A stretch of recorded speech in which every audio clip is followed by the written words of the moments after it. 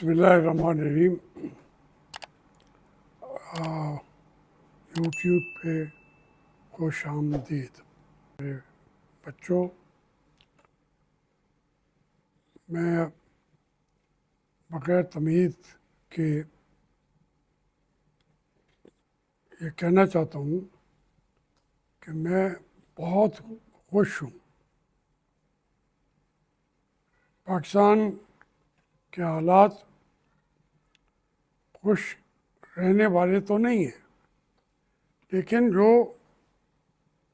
40 साल से मैं विकिपीडिया पे भी कह रहा था, किताबों में भी मैंने लिखा, अगरचे हमारे यहाँ कोई किताब तो पढ़ता ही नहीं है, लेकिन मैंने अपनी किताब हाँ मैं बागी हूँ में भी और ज़िंदा तारीख़ के अंदर भी और तख्ता-ए-दार के साहित्य के अंदर भी जो मैं बातें करता रहा, आज अल्लाह के करम से अमली तौर पर आप देखें कि हमारी तमाम चीज़ें एक तरफ रख के जो हमारे पाकिस्तान को तबाही की तरफ ले जाने वाले हालात थे और लीडरशिप थी। बड़े बड़े लीडर गुजरे हैं हमारे सियासतदानों में भी, लेकिन उनमें हिम्मत नहीं थी कि आगे बढ़ के पाकिस्तान के असल मसाइल को समझे और फिर उन मसाइल का हल तलाश करें।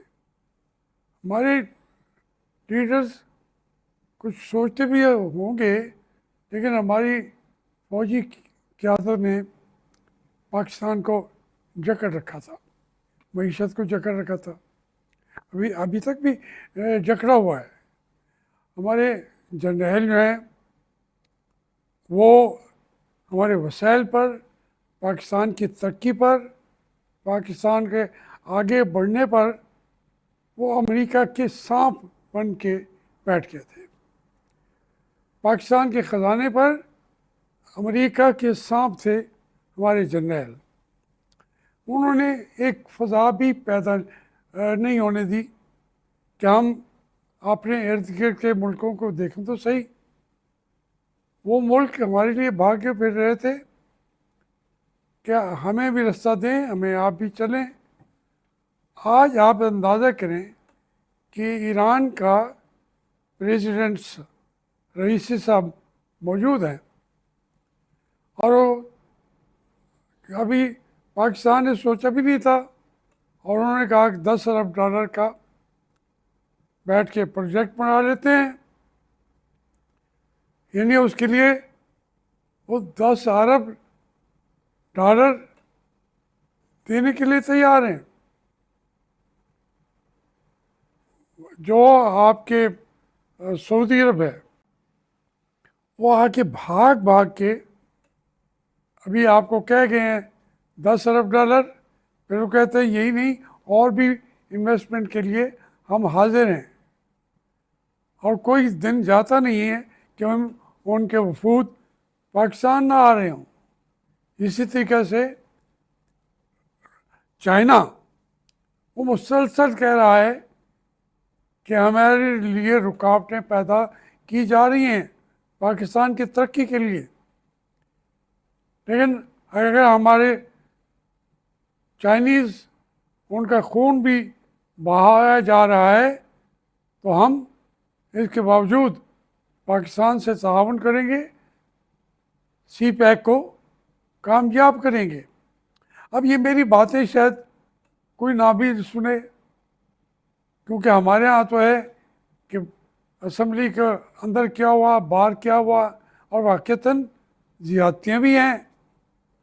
अब इमरान खान के साथ या शाहमूद कुरैशी जैसे दूसरे लोगों को जिस तरीके से ख़वातीन को उन्होंने एक पार्टी को उन्होंने तबाही के किनारे पर ला के खड़ा किया हुआ है, उसके टुकड़े करना चाहते हैं, तो वो तो हमारे फौजी जनरल अपना काम करेंगे।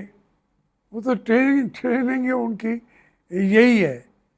अब पाकिस्तान के आप मुझे बताएं तमाम बॉर्डर्स के मुहाफ़िज़ कौन है? हमारे कोर कमांडर्स हैं। वहाँ से अरबों रुपए का रोज़ाना 1.5-2 अरब का स्मगलिंग हो रही है, जिसमें पेट्रोल आ रहा है ईरान से, कहीं से कुछ आ रहा है, कहीं से कुछ आ रहा है। मैं गिनता जाऊंगा तो काम लंबा होता जाएगा, क्योंकि इसके अंदर उनका कमीशन है। तो वो जो जर्नैल हैं वो तो इस काम से को रोकेंगे नहीं, वो कतई नहीं रोकेंगे। इसी में उनको 5-4 अरब महीने का मिल जाता है, वो उसको बैर भिजवा देते हैं, उनके बच्चे वहाँ पढ़ रहे हैं, तो वो क्यों रोके इन चीज़ों को? लेकिन मैंने कहा था कि ये रोकते रहेंगे। जो लीडरशिप है वो भी अपने अजाबों में आई हुई होगी, क्योंकि सोचा किसी ने नहीं है पाकिस्तान के लिए। तो अब उनको मजबूरी ये है उन मुल्कों की, मैंने कहा था उनकी मईशत यहाँ तक चली गई है कि अब इससे आगे उन्होंने तरक्की करनी है। सऊदी अरब ने भी, इंडिया ने भी इससे आगे तरक्की करनी है। वरना जब तक सऊदी अरब में वसाइल नहीं थे, लोग भूखे मरते थे लेकिन मुलाजमत नहीं करते थे। वो तो टैक्सी के ड्राइवर कभी बनना तौहीन समझते थे, लेकिन जब आपको वसाइल होते हैं तो फिर वो इस वक्त सऊदी अरब के सऊदी अरब का हर आदमी टैक्सी ड्राइवर बनकर खड़ा हो गया है, क्योंकि उस स्टैंडर्ड ऊपर चला जाता है, अखराजात बढ़ जाते हैं, तो फिर वो मुल्क, मगर अगर वो ज़्यादा तरक्की नहीं करेगा तो लोग तो खा जाएंगे। यही अब पाकिस्तान के साथ हुआ है। हम भूखे मर रहे हैं। हमारी जो लाइन है ईरान वाली, वो अमेरिका में धमकियाँ दे रहा था। अब वो धमकियाँ देता भी रहे, लेकिन भूख तो सबसे बड़ा जिन है। अब हम उसकी क्यों सुनेंगे? तो इसलिए उन्होंने वो भी आपके मुताबिक अपने आप को चेंज करेंगे। तो ये सारी एक्टिविटी जो चल रही है उसको रोका नहीं जा सकता। मैंने यही कहा था कि हमारे जो लीडर हैं, ये तो लीडर बनते बनते कमीशन एजेंट बन गए हैं। सारे पॉलिटिकल पार्टियां जो हैं हर माल में कमीशन खा रही हैं। देखिए, बार बार आपको बताया जा रहा है कि कोयले की, रेलवे का जो कम्युनिकेशन वो ला रहे हैं यहाँ साहिवाल तक, तो उस पर 50 अरब जो है वो कमीशन में चला गया। अभी सिर्फ उसके लाने और ले जाने का जो ठेका दिया गया, उसके ऊपर 50 अरब रुपया कमीशन ले लिया गया है। वो अपना काम करेंगे, आपके सियासतदान भी यही लूट खसूट करते जाएंगे, आपके जर्नैल भी करते जाएंगे। इन्होंने नहीं सीखना। क्यों सीखेंगे? उनको तो पैसा आ रहा है। अभी आप देख रहे हैं कि ये शुगर मिलों का उन्होंने एक्सपोर्ट करनी शुरू कर दी हुई है, बहाने बना के क्या पाकिस्तान के लिए ज़रे मुबादला कमा रहे हैं। एक शक्ल भी वो नहीं बनाई कि जो हमारी ज़रूरतें हैं उसके पूरा करने के लिए वही रास्ता अख्तियार करेंगे पाकिस्तान का। लेकिन तमाम रुकावटों के बावजूद मैं आपसे अर्ज़ करूँ तो मैं खुश हूँ, क्योंकि अब रुक नहीं सकता ये। यही मेरी पेशीन गोइयाँ थी। कभी मैंने तो सियासी पार्टियों के बारे में पेशीन गोइयाँ नहीं की। इसमें कोई पार्टी भी है उसने पाकिस्तान को देखा भी नहीं है, सोचा भी नहीं है, और लोग इसी का इजहार करते हैं। इसीलिए इमरान खान को 180 सीटें दे दी हूँ। अब आप कहते हैं ज़िमनी ये इलेक्शन जो है ये जीत चले गए। मेरे बच्चों, उस पार्टी को जो जीती खड़ी है वहाँ आप बातें सुन लें साद रफ़ीक की, आप बातें सुन लें राना सनाउल्लाह की, जावेद लतीफ़ की, बाकी सब की, कि वो पार्टी कैसे इक़्तिदार में बैठी हुई है। मुस्लिम लीग, मेरी पार्टी, हम हैं मुस्लिम लीगी, वो तो वहाँ तो नून इक़्तिदार में है। ये तरीक़ेकार से और ये सारी चीज़ें बिल्कुल यकीन मानिए ये ड्रामा है, ये हकीकत नहीं है।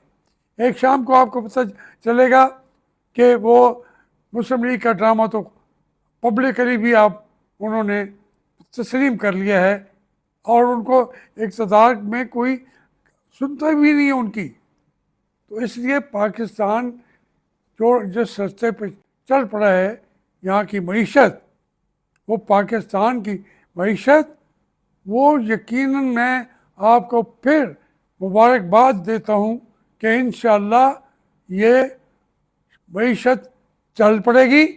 बाकी ये अंदर की कहानियाँ तो होती रहेंगी, मैं भी सुनाता रहूँगा और भी सुनाते रहेंगे आपको, बहुत सारे एंकर्स भी सुनाते रहेंगे, तो वो तो चलती रहेगी। लेकिन मैं आपको दिल की गहराइयों से पाकिस्तान की मईशत टेक ऑफ कर चुकी है, उसका रुकावट बेशक ये लुटेरे बैठे हुए हैं, कितना लूट लेंगे। तो इसलिए अब सिर्फ यह इंडिया है, उसका इलेक्शन हो लेने दे, वो पाकिस्तान को वालों के पाँव पे आके बैठ जाएगा। ये भी आपको मैंने पेशीन गोई कर दी है। खुदा हाफिज़।